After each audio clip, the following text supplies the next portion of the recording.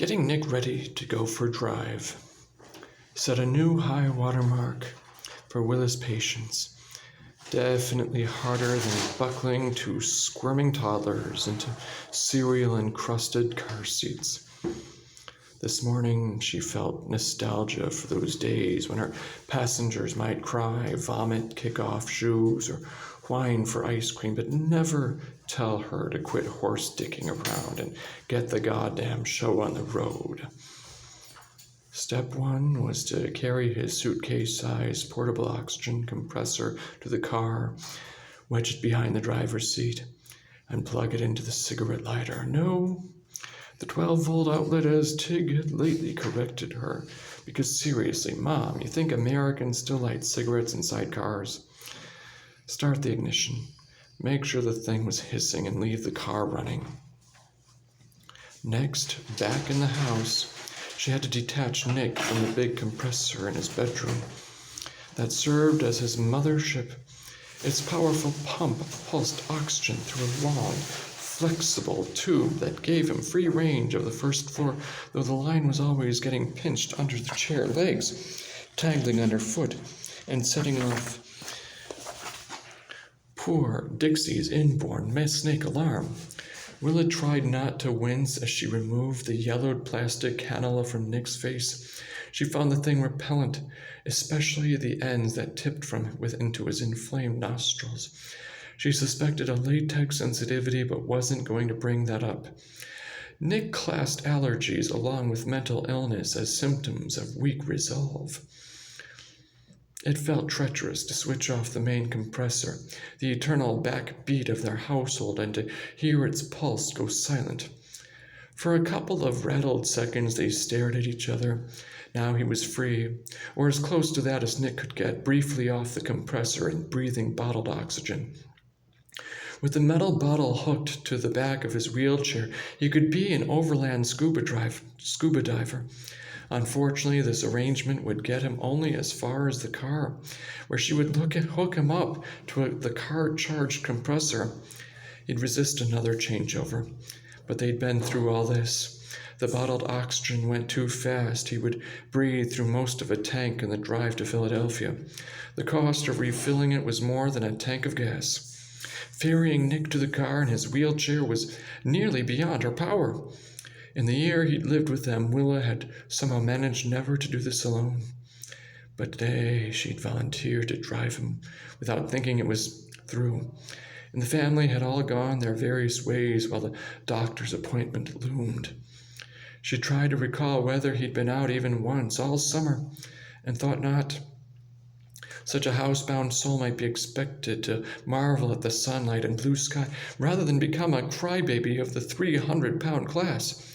He refused to help shift his weight as she nudged him over the door sill, onto the porch, and down 2 disintegrating steps to the sidewalk.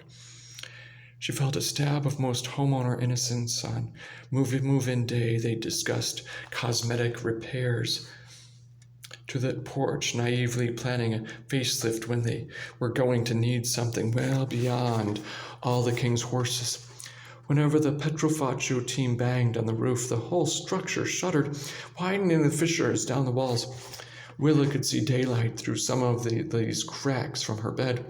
"I'm afraid you're going to fall forward," she warned as she levered Nick over degenerate concrete. "I need you to put some of your weight on your feet." He grunted a negative. "I'm serious, Nick. I'm not strong enough to do this without your help." He waved a hand in the air. "Ston puzzo mu ludia che giro melisses," meaning, "My penis has flowers and bees buzzing around it." The Greek tongue stopped at nothing to express the depths of the feeling, in this case, of not giving a damn. Really, not even a little?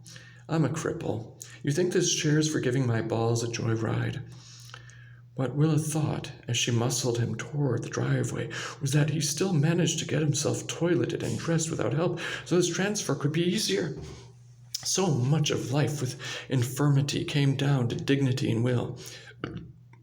Nick wanted to go to the bathroom alone, but not to the doctor at all. Willa also thought after she'd barreled him into the car, hooked him up to his automotive compressor, and headed down Landis Avenue, that they were probably not far from the day he would require help with his intimate daily tasks. She wouldn't want Iano doing that for his father, but on their income, any request for live-in help might as well be sent to the Tooth Fairy. Since Iano's mother died, Nick had made the rounds of the 3 older sisters who'd stayed close by in Arizona. Starting with Arthena, the eldest, he'd last a year or so before getting passed on to Lita. Then Irene, their mother, it was now understood had been a saint. Each sister thought she could take him, then watch Nick's afflictions grow more ruthless along with his disposition, and finally declared, now Pop is really losing it, suggesting no previous warden quite knew the trouble she'd seen. Still, each transfer was accepted as a filial failure. Iano, the only son, was the end of the line. From Landis Avenue, Willa turned onto the 4-lane that ran north from Vineland into flat, sparsely wooded country. Through the roadside trees, she caught glimpses of one industrial park after another, strung out between fallow fields and pine woods, with the odd, deciduous tree laboring to turn itself red. Summer had surrendered to autumn in the last week, arriving around the same time as in Virginia, but less gracefully, Willa thought. She was homesick, for the blue mountains had veiled horizons of their lost college town, and with an older ache for the steep hills of her childhood, even if they'd mostly been turned at a cold-tipped wasteland now. South Jersey's table-flat terrain and white sandy soil struck her as foreign, and so did the road signs entering TWP of Pittsgrove. What did that even mean? Wawa open 24 hours. She shot cryptic glances at Nick, who was giving the scenery some attention. Surely he must feel a tiny bit happy to be catapulting through a totally new environment, secured to his aqualung, an intrepid whale striking out to conquer New Jersey. The whale spoke up. What did you do with my cigarettes? Dying of COPD, drowning in his own wrecked, soupy lungs, Nick still smoked. She and Iano banned it from the rest of the house, but Nick was allowed to roll himself out onto a little sun porch attached to his bedroom, open the windows, and puff away. Sorry, you can't, she said. What? The engine noise must have drowned what little hearing he had left. This would be a journey of raised voices. Can't, she said loudly. Sorry, not here in the car. Gamotin panajeatsu, meaning I fuck your Virgin Mary. Like she would let you, Will said. Iano's family claimed Greek swearing. It wasn't really what it sounded like to foreign ears, and that even this was a garden variety curse, even by decent people. Willa felt that 60 years in a new country might be long enough to reset the obscenity dial. You can't handle a little smoke, he persisted. Gotta be such a yuppie health freak. You won't let an old man have his pleasure. Yuppies, Willa thought. What decade was that in which millennium? She pulled into the right lane to a tailgating pickup passer. You're breathing 100% oxygen. If you lit it up in here, we'd probably blow up like the Hindenburg. I smoke at the house. Yep, in a big, drafty house beside an open window. She tried to enunciate without sounding bossy, which was pretty impossible to do. In this car, I'm pretty sure we're an oxygen-enriched environment. It takes out of your cannula. He grunted. Iano doesn't let you smoke in the car. Your daughters never did. Am I right? No response. Why would it be different now, just because it's me driving? He blew through his lips a long, beleaguered expiration that let Willa know how he felt about rules like this. Ha! She thought. Tig was wrong. Nick was the American who would still light a cigarette inside a car. Risk of self-immolation notwithstanding. It was hydrogen. He finally said. She glanced over at him. He was pouting, staring straight ahead with his double chin tucked down so his face melted into his neck, and then his shirt collar to dreadful effect. Jabba the Hutt. It astounded her that this man had spawned her husband. She could find no point of intersection, physical or otherwise. What was hydrogen, she asked. That Zeppelin that blew to hell and killed all the fancy pants passengers, the Hindenburg? His tone made clear the passengers may had deserved their horrific destiny for some reason. The fanciness of their pants, that's how it worked in Nick World. What scared Willa was how well she could predict the bizarre parameters of that place. I'm sure you're right, she said. It was hydrogen. Oxygen might be slightly less explosive. Sometimes, if you'd like to test your hypothesis, please be my guest. As long as it's somebody else's cat and no member of my family is in it. She heard the castigation in my family and felt some remorse, but this man didn't belong to her. Her own parents had given her every kind of succor their lives allowed. The person she should now be driving to a doctor's appointment was her mother. Willa had pleaded with Darcy to move in with them during her final years, but her sweet mother resisted to the end, unwilling to be a burden. Instead, Willa got Nick. They passed an exit to a town called Glassboro. Jersey is supposed to be the Garden State, she said. I always figured that was somebody's idea of a joke. Glassboro, Nick commented, used to make a shitload of glass in Jersey. Back before the war was a big thing, the Jersey glass factories. Willa found that shitload of glass lit up an unfortunate mental image. She tried to erase it by pondering which war he meant and whether this could be true. Reviewing what she knew of the origins of glass, she came up with roughly nothing. An island outside Venice where she and Iana once watched artists blowing fiery bubbles, making preposterously expensive vases. They'd had wine at lunch and were struck giddy with a fear of busting up the artisan glass gallery. Their honeymoon had started with Greek relatives in airless houses and ended with sex on lots of beaches. Seriously, she asked, glass? Why here? Silica. All that white and sand there in silica, that's your main ingredient for making glass, and the trees, wood, for firing the furnaces. That's all you need. For most of his working life, Nick had been a welder with a functional knowledge of heat and chemistry. He barely had a sixth-grade education, given the turbulent backstory of rural island life, war, and narrow escape. But the man knew his mineral materials. North of Glassboro, the land remained empty, but his exits grew more frequent. TWP meant township. Township of Washington, Township of Deptford. Still, it was hard to imagine a city the size of Philadelphia popping up out of those trees anytime soon. Put on the radio, he commanded. Well, she said, that's the problem. We would have to agree on a station. Talk show. He said, mumbled some call letters she didn't try to recognize. He leaned forward to study the buttons and displays on the dash. She'd had this car nearly 10 years. But Nick hated digital controls. He was a self-proclaimed analog man. Your talk radio is not going to be my cup of tea, she said. She knew what he wanted. Jocular, obscenely confident commentators who disparaged any kind of progressive thinking, egged on by callers who were angry about even the most basic modern social arrangements. Gay marriage aside, some of these people seemed incensed that their kids had to attend racially integrated schools. They were offended to distraction by the idea of a non-white man at the helm of their great nation. Probably they weren't completely sold on female suffrage. Though these callers were clinging to a century-old vision of America, and Willie preferred to forget such people existed. Nick located the FM button and skimmed through some static, then turned the volume to a level probably audible to other drivers on the highway.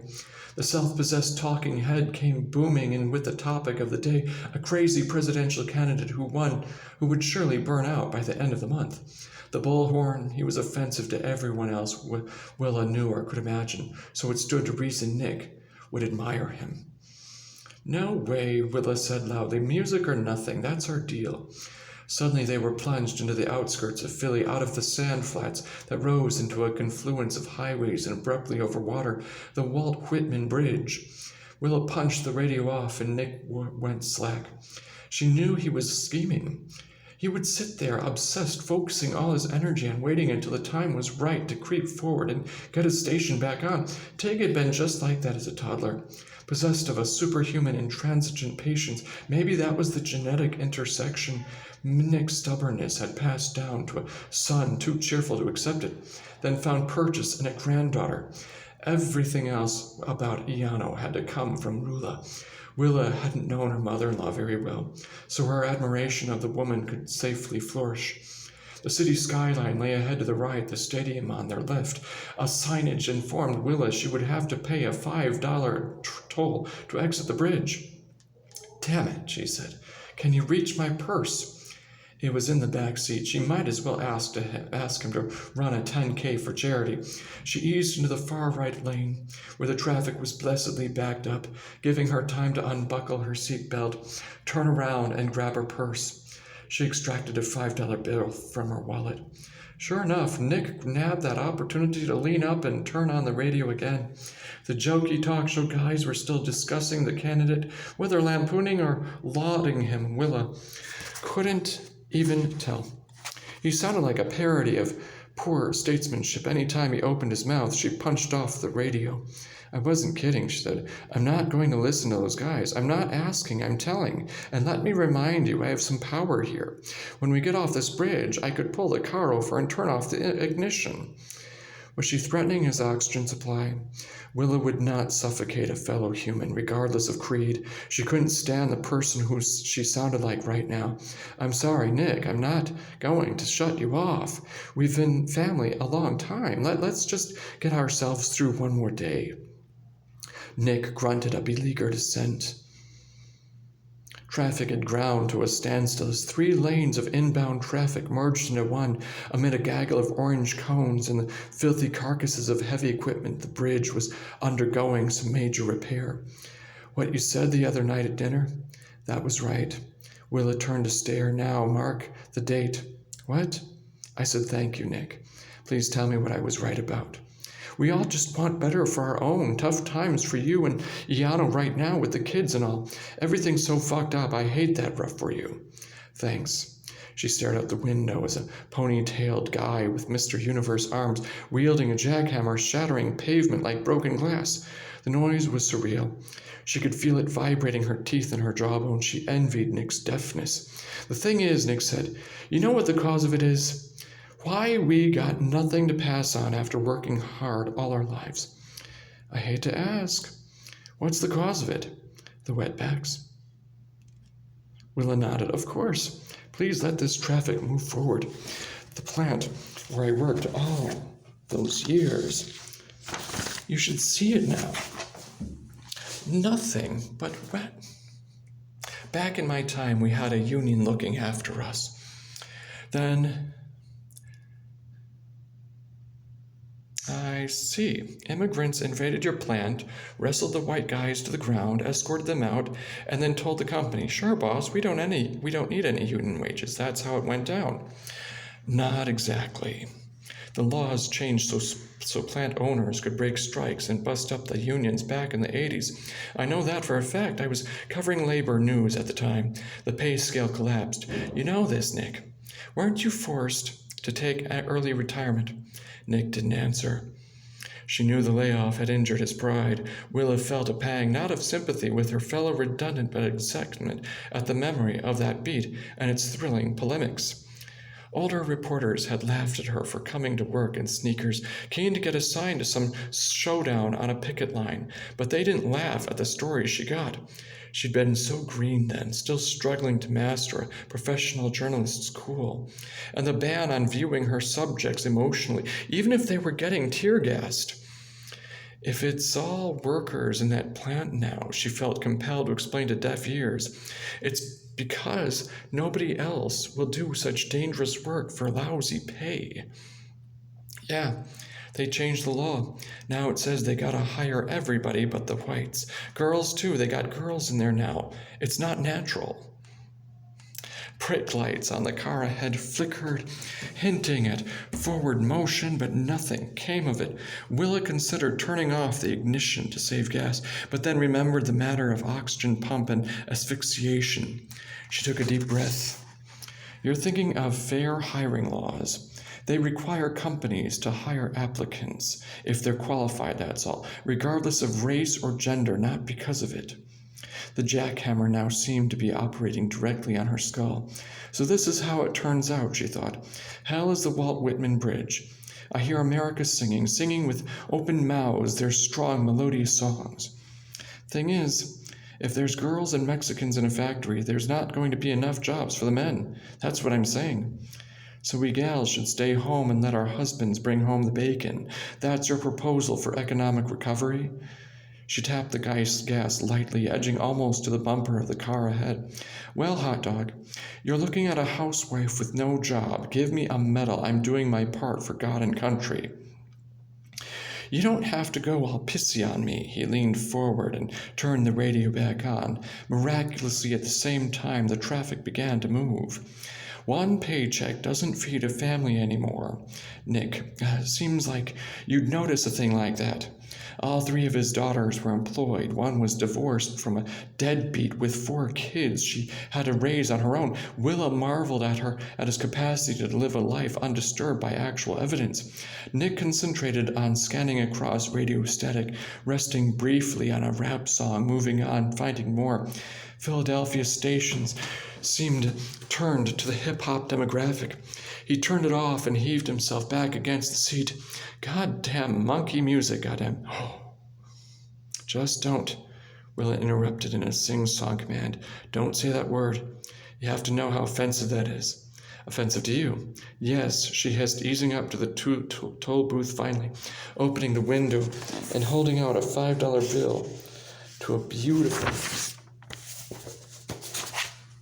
young man with long cornrows and heartbreaking curly eyelashes. He nodded at her in a rhythmic way that led her to see the twin jewels of his red earbuds. She smiled back, rolled up the window, and drove on, offensive to that young man and to me and most other people alive in that 21st century, regardless of our own color. Sometimes, Nick, Jesus, she bit her lip. Well, I'm a sick old man. I'm not going to be around that much longer. Willa neither confirmed nor denied this prediction. She concentrated on finding her way toward the university medical complex. Her phone's navigator voice was in the middle of a disapproving recalculation. During our chat with Nick, she had somehow missed an important cue, exiting the northbound from Vineland too soon and taking the whole wrong bridge. Who even now, there were 2 bridges into Philadelphia. The whole Walt Whitman experience had been a gratuitous wrong turn. Now they seemed to be following the edge of the waterfront.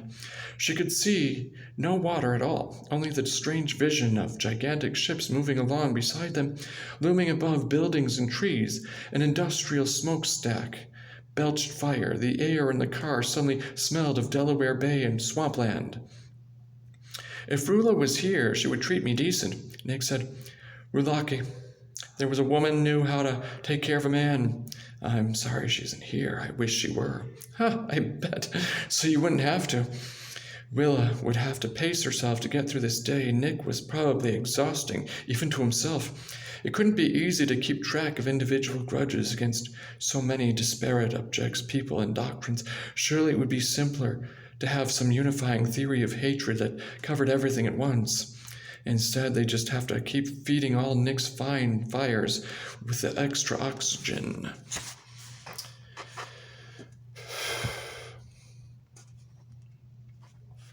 In the doctor's office, Willa longed to lie down on one of the nice upholstered sofas under the large, abstract paintings and take a nap. She couldn't get past the first page of the medical history forms. Nick refused to fill them out himself, claiming the writing was too blurry for him to read. It might have been true. Vision could have been one more casualty of his uncontrollable blood sugar. She would add that to the list of boxes she'd already checked. Arthritis, arrhythmia, bursitis, cardiovascular disease, deafness, emphysema, fluid retention. This drear alphabet was long. Among other diabetic swindles, Nick's extremities had initiated a horrific process of melting off his body. He'd hidden the open wounds on his legs. Nobody knew for how long. Willa hadn't asked about the masses of bloody Kleenex that repulsed her when she emptied his trash, but eventually Tig noticed the bleeding through his socks. The condition must be excruciating.